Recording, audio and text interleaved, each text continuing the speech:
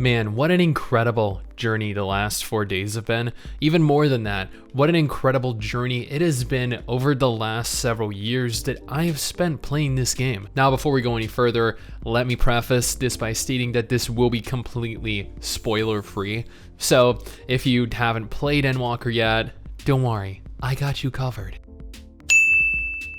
Honestly, going into this, I didn't expect that there was any real way that they could top Shadowbringers. To me, it just wasn't a realistic expectation to have. Heavensward was such an upgrade over A Realm Reborn. Stormblood was admittedly a little bit of a disappointing sequel to Heavensward, and Shadowbringers hit me as hard as Wrath of the Lich King did back in 2008, going on to become one of, if not my favorite MMO expansion of all time. Endwalker though, when I started this expansion early Friday morning with MRSSTIX, and then spent several hours running back and forth listening to cutscenes, I felt like this was going to be a repeat of Stormblood. Slower, good, but slower. What I came to realize though was that Endwalker is just a slow burn on the way to one of the most unbelievable conclusions in the history of the game. With that being said, let's talk about my general experience over the course of the first several days of early access. The game launched early Friday morning for both MRSSTIX and I.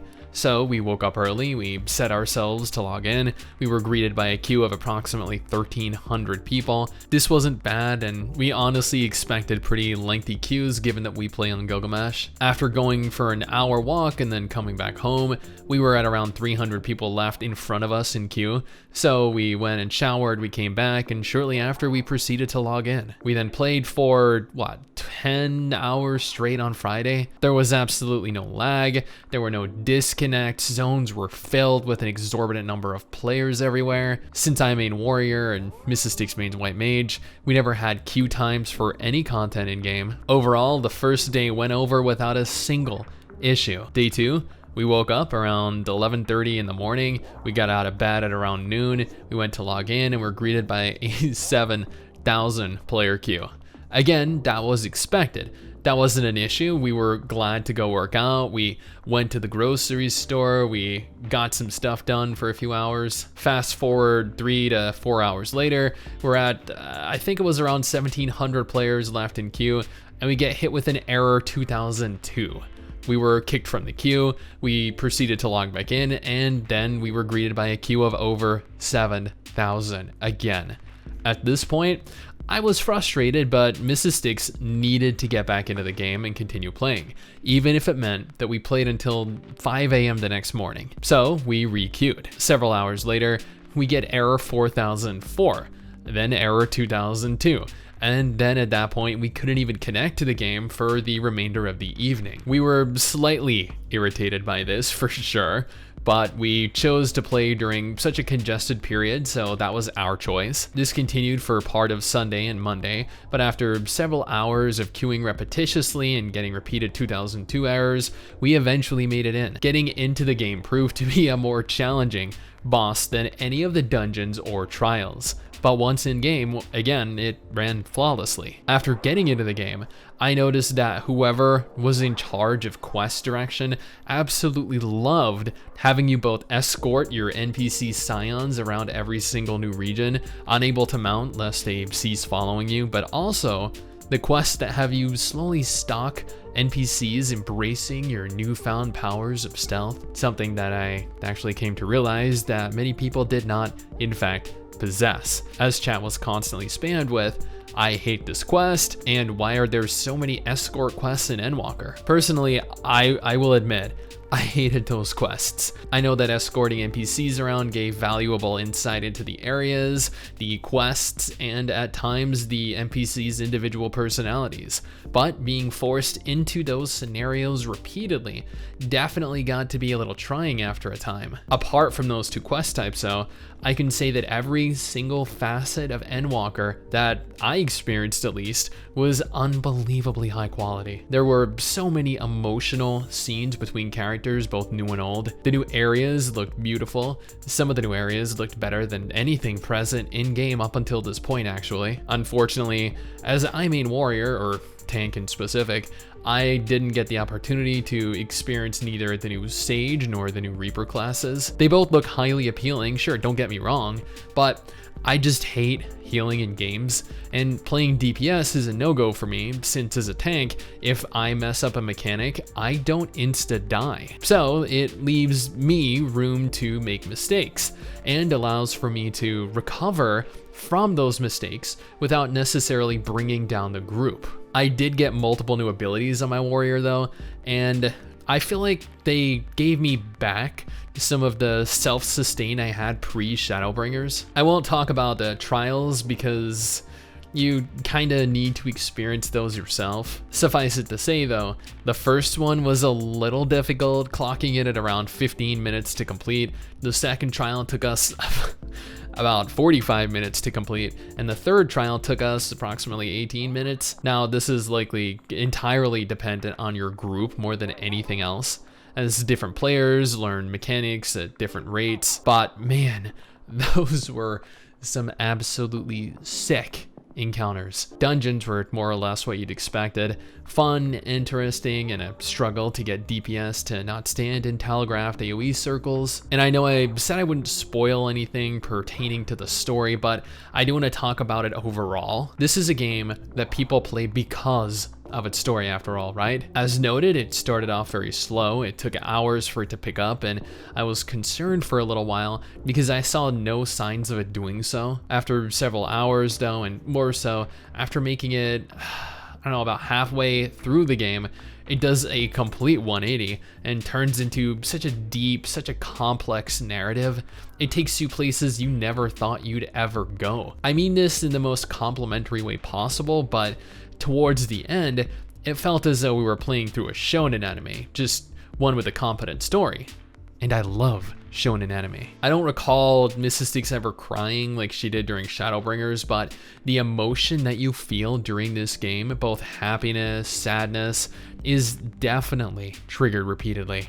Unless you have no soul. I feel like Final Fantasy XIV, or more specifically, both Shadowbringers and Endwalker have taken much more of a JRPG approach. They look and feel like they're designed as JRPGs, and they allow for hundreds of players to occupy the same space concurrently. And personally, I couldn't ask for a better direction for the game. Being an enormous fan of JRPGs and JRPG franchises like Dragon Quest, like the Tales of games, Suikoden, Final Fantasy, Breath of Fire, Golden Sun, and just so many other games. Some that never even got sequels or turned into a franchise but deserve to, like The Legend of Dragoon, which I just want to throw out there, to date is still my favorite JRPG, or rather RPG of all time. Endwalker though, this was something else. Shadowbringers and then Endwalker have turned Final Fantasy XIV into what is arguably the pinnacle of the MMORPG genre right now. These two expansions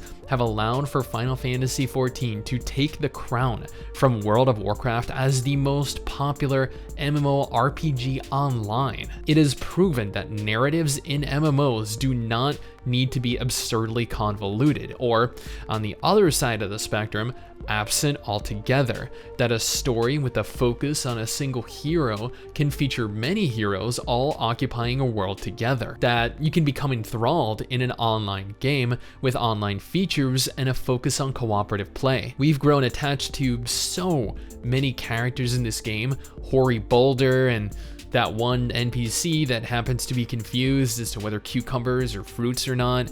This game has become a part of our life.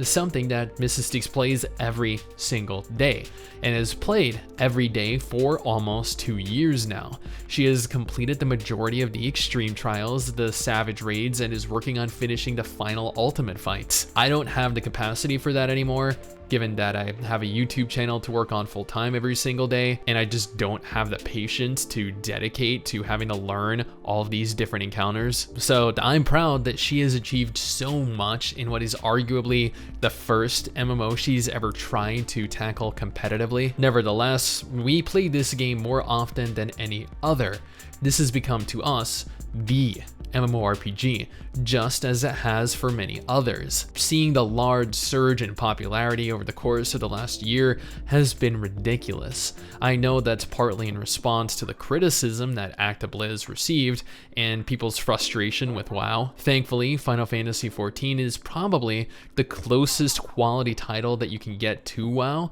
so this was an easy title for players, for fans of WoW to migrate on over to. And given the immense amount of coverage from streamers, from YouTubers, even social media influencers, it's only natural that this would happen. But if you think about it for a second, even if people bring additional exposure to a game, if it's a bad game, nobody's gonna play it. Seeing server queues in the tens of thousands, seeing all of the error messages arising, seeing Square scurry under the pressure in an attempt to address everything they possibly can. While it's easy to look at all of this and then complain, it is a positive sign. It means that there are many more people interested in a game that you genuinely love. More players equates to more money for the developers, which means more money to reinvest back into the game. I know it's frustrating being in queues, I do. I am also aware that many of you may have taken time off to play this and you're getting repeated errors. I know it's easy to point fingers and say, but Square, you should have known better. But at the end of the day, they're doing what they can. And likewise, at the end of the day, this was one of the greatest experiences that I have had in an MMO since back in 2008 with Wrath of the Lich King. Endwalker? No. Final Fantasy XIV is the closest thing to a masterpiece that you will get.